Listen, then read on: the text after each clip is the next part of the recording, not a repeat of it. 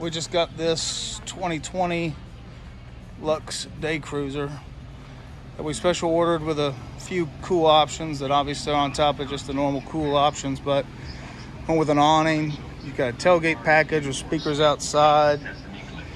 Got an arch partition, so you can go with a partition or no partition.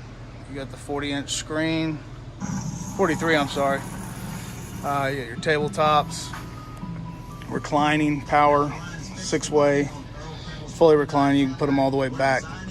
Captains, you got your rear benches there, rear TV that also those fold down to a small bed as well.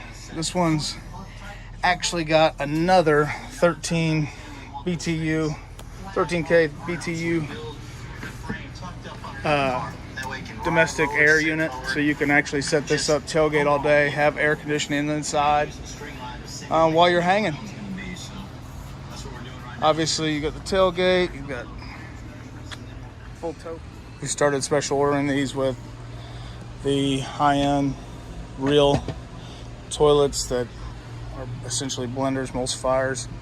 Then we've got upgraded fridge, so you've got a little bit more space.